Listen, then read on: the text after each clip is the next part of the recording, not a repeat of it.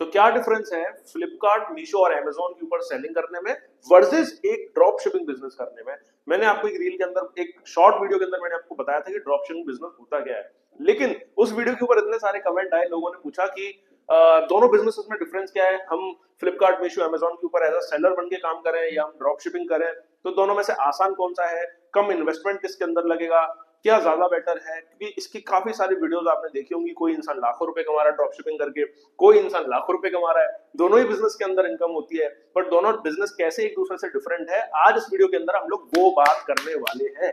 तो अगर आप मेरे चैनल पर पहली बार आए हो, मेरा नाम है यश कुमार और मैं सिखाता हूँ ई कॉमर्स बिजनेस के बारे में, और किसी भी रिलेटेड ऑनलाइन रिलेटेड बिजनेस के बारे में सीखने के लिए आप मेरे चैनल को सब्सक्राइब कर सकते हैं। तो देखिए, ड्रॉप शिपिंग बिजनेस क्या होता है। दोनों बिजनेसेस का जो कोर चीज है वो है प्रोडक्ट। ठीक है, वो है प्रोडक्ट,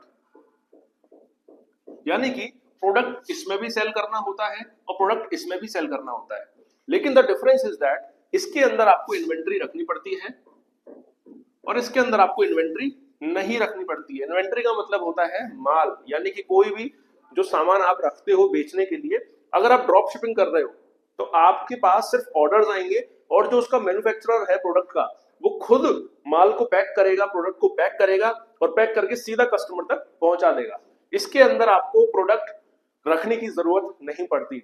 लेकिन अमेजोन, फ्लिपकार्ट, मीशो के अंदर अगर आप सेलर बन के काम करना चाहते हो, वहां पर आप प्रोडक्ट को रखते हो अपने पास, ऑर्डर सीधा आपके पास आता है, आप प्रोडक्ट को पैक करते हो, आप ही प्रोडक्ट को डिस्पैच करते हो और आप ही प्रोडक्ट को सीधा भेज देते हो कस्टमर के पास।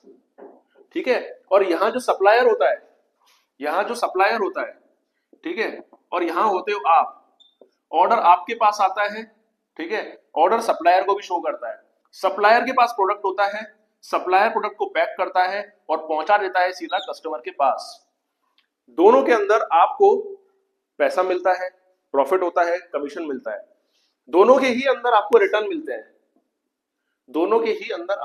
मिलते हैं, कस्टमर आपको प्रोडक्ट वापस कर सकता है अगर उसको पसंद नहीं आया तो।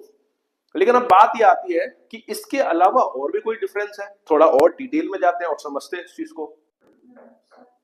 अब थोड़ा और डिटेल में चीज समझते हैं कि दोनों के अंदर जो बिकने वाले प्रोडक्ट होते हैं उनमें क्या डिफरेंस होता है, क्या वो दोनों सेम होते हैं? तो देखो यार, ऐसा है, वो बिल्कुल भी सेम नहीं होते, दोनों की कैटेगरीज अलग होती है। सबसे पहले अगर मैं बात करूं, जो प्रोडक्ट मीशो, फ्लिपकार्ट, अमेजोन, देखो मैं इन तीनों वेबसाइट्स का नाम इसीलिए ले रहा हूं, मैं आपको एक एग्जांपल देना चाहता हूं, ठीक है, वरना वेबसाइट तो और भी है, जैसे कि मिंत्रा भी अपने पास है और भी कई सारी वेबसाइट्स हैं ई कॉमर्स की इंडिया के अंदर।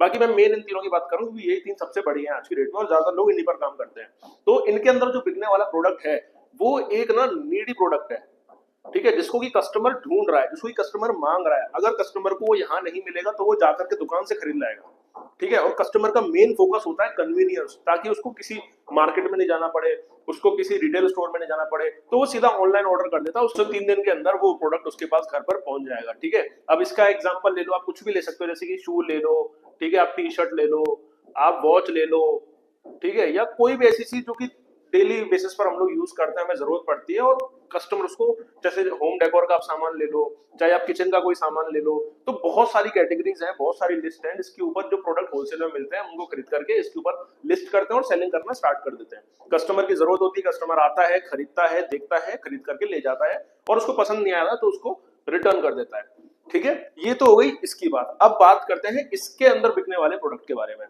तो देखो यार, ऐसा होता है, इसके अंदर जो प्रोडक्ट बिकता है ना, कस्टमर ने वो प्रोडक्ट मार्केट में देखा ही नहीं है, ठीक है, वो प्रोडक्ट मार्केट में मिलता ही नहीं है। जैसे कि कोई डिस्पेंसर हो गया बड़ा क्यूट सा, ठीक है, कोई ऐसा गन जैसी हो गई, कोई ऐसा खिलौना हो गया, कोई ऐसा खिलौना टाइप का कुछ हो गया, ठीक है। तो मतलब ऐसी चीजें मिलती हैं जो कि दिखने में बड़ी अच्छी होती हैं, बड़ी अपीलिंग होती हैं और वो चीज देख करके किसी का भी मन करेगा लेने का। तो ऐसे प्रोडक्ट के एड चलाए जाते हैं, ठीक है, फेसबुक के ऊपर, इंस्टाग्राम के ऊपर मेटा एड्स होते हैं, फेसबुक एड्स होते हैं, वो चलाए जाते हैं। फिर लैंडिंग पेज के ऊपर कस्टमर आता है। लैंडिंग पेज मतलब एक छोटी सी वेबसाइट होती है, 1 पेज की वेबसाइट होती है, वहां पर सारे प्रोडक्ट की डिटेल्स होती हैं, उसके ऊपर कस्टमर आता है और कस्टमर वहां पर आकर के सारी डिटेल्स को चेक करता है, प्रोडक्ट का प्राइस चेक करता है और फिर उसके बाद बाय नाउ पे क्लिक करके प्रोडक्ट को परचेज कर लेता है। और ये चीज होती है इसके अंदर, रिटर्न भी इसके अंदर आते हैं दोनों के ही अंदर एक बेसिक सा डिफरेंस ये है कि जब प्रोडक्ट आपके पास होता है तो आप प्रोडक्ट के ऊपर पूरा कंट्रोल आपका होता है, प्रोडक्ट की क्वालिटी के ऊपर, प्रोडक्ट की मैन्युफैक्चरिंग के ऊपर आपका कंट्रोल होता है, आप सोर्स करते हो प्रोडक्ट को खुद अपने हाथ से, ठीक है। दूसरी चीज, प्रोडक्ट की प्राइसिंग के ऊपर आपका कंट्रोल होता है जब आप मीशो, फ्लिपकार्ट, अमेजोन के ऊपर सेल कर रहे हो।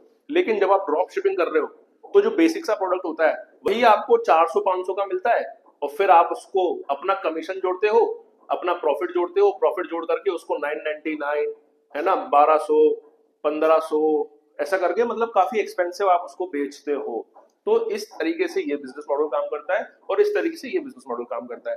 अब बात ये आती है कि यार आपके लिए कौन सा ज्यादा बेटर रहेगा।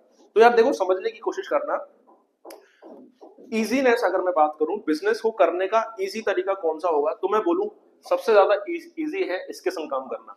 क्योंकि इस तरीके से बिजनेस कर रहे हो, मीशो, फ्लिपकार्ट और अमेजोन के ऊपर सेल कर रहे हो, तो आपको लैंडिंग पेज बनाने की कोई जरूरत नहीं है। इनका पोर्टल ऑलरेडी बना हुआ है, कस्टमर वहां पर आएगा, अपने आप खरीद लेगा, ठीक है। आपको एड्स बनाने की जरूरत नहीं है, आपको क्रिएटिव एड्स, वीडियो डिजाइनिंग करने की जरूरत नहीं है। आपको बस पैसा डालना है, और पैसे डालने के हिसाब से खुद फेसबुक पर, इंस्टाग्राम पर और अलग अलग वेबसाइट्स पर आपके प्रोडक्ट के ऐड दिखाएंगे और आपको वहां से व्यूज मिलेंगे और आपकी सेल्स आएगी। और तीसरी चीज होती है दोस्तों, प्रोडक्ट की क्वालिटी, ठीक है। प्रोडक्ट की क्वालिटी पूरी तरीके से आपके हाथ में है। आप प्रोडक्ट को अच्छी क्वालिटी का बेचो, आप प्रोडक्ट को खराब क्वालिटी का बेचो, जैसा आपको बेचना वैसा बेचो। आपका माल है, आप उसको बेच रहे हो, आपका बिजनेस है, ठीक है। ये सबसे ज्यादा बेटर है अगर आप थोड़ा इजी वे में बिजनेस करना चाहते हो तो। और चौथी चीज, अगर मैं आपको इसका एक और फायदा बताऊं जो कि सबसे बड़ा फायदा है, वो है कस्टमर का इन ब्रांड्स के ऊपर ट्रस्ट होना, ठीक है, जो कि सबसे ज्यादा बड़ा रोल प्ले करता है। अब आप मान के देखिए, अगर मेरे को इन वेबसाइट्स के ऊपर ट्रस्ट ही नहीं है तो क्या मैं इनसे परचेसिंग करूंगा? मैं नहीं करूंगा। लेकिन ये इतना बड़ा फैक्टर है जो कि यहाँ पर बना पाना बड़ा मुश्किल होता है, और लोग इसके लिए बहुत सारी चीजें करते हैं, कई सारे टाइप के क्रिएटिव लैंडिंग पेजेस बनाते हैं, ठीक है। यहाँ पर उतना कस्टमर का ट्रस्ट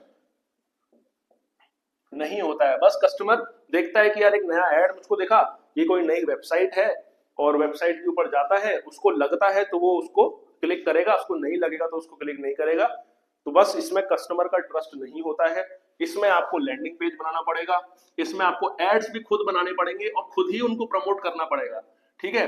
इसके अंदर प्रोडक्ट भी आपके पास नहीं होगा तो आपको खुद को नहीं पता यार प्रोडक्ट जो है वो कैसा है, ठीक है, उसकी क्वालिटी कैसी है, वो चीज मतलब कस्टमर के हाथ में जाएगी तो कस्टमर क्या बोलेगा, उसको चीज पसंद आएगी कि नहीं आएगी। लेकिन आपको ये चीज पता है कि जो प्रोडक्ट मैं इधर बेच रहा हूँ वो चीज मेरे हाथ में है, और जब ये चीज मैं कस्टमर को बेचूंगा और कस्टमर के हाथ में जाएगी तो उसको अच्छा लगेगा, क्योंकि जिस प्राइस पॉइंट के ऊपर मैं इसको सेल कर रहा हूँ उस प्राइस पॉइंट पे कस्टमर को डेफिनेटली वो चीज पसंद आएगी और उसको रख लेगा।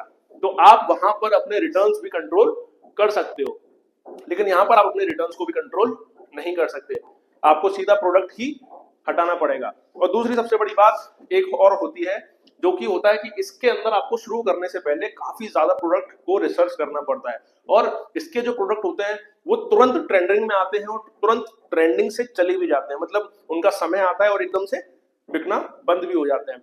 अब आप सोच लीजिए आपके लिए क्या चीज सबसे ज्यादा बेटर है। अगर आपको काफी ज्यादा मेहनत करके बिजनेस करना है तो आपके लिए ये बेस्ट है, और अगर आपको इजी वे में बिजनेस करना है, भले ही प्रॉफिट परसेंटेज कम हो, तो आपके लिए ये बिजनेस अच्छा है, ठीक है। अगर मैं इसके प्रॉफिट परसेंटेज की बात करूं तो आप इजीली यहाँ पर 5 से 20% तक का प्रॉफिट कमा सकते हो। अब देखिए, कुछ लोग इससे ज्यादा भी कमा रहे होंगे और कुछ लोग इससे कम भी कमा रहे होंगे, ठीक है। या हो सकता है कुछ लोग इसमें लॉस भी कर रहे हो, लेकिन अगर मैं इसमें प्रॉफिट परसेंटेज की बात करूं तो फिर आप यहाँ इजीली 10% से लेकर के 30 या 40% तक का प्रॉफिट कमाते हैं, और तो और इससे ज्यादा भी कमाते हैं। मतलब बहुत से लोग तो ऐसे जो 70% तक प्रॉफिट कमाते हैं, और डिपेंड करता है कि कौन सा प्रोडक्ट उन्होंने चूज किया है और वो किस तरीके से एड्स रन कर रहे हैं, उनकी टारगेट ऑडियंस कौन सी है, कौन सा कंट्री में है, कौन सी, बहुत सारी चीजें होती हैं। तो आई होप आपको थोड़ी क्लैरिटी मिली होगी दोनों बिजनेसेस के बारे में। अगर वीडियो अच्छा लगा तो लाइक करें, और मेरे लिए कोई सुझाव हो तो मुझको कमेंट करें, कोई क्वेश्चन हो तो कमेंट करें। फिर मिलेंगे अगली किसी बेहतरीन वीडियो के अंदर। टिल देन, बाय बाय, नमस्कार, थैंक यू।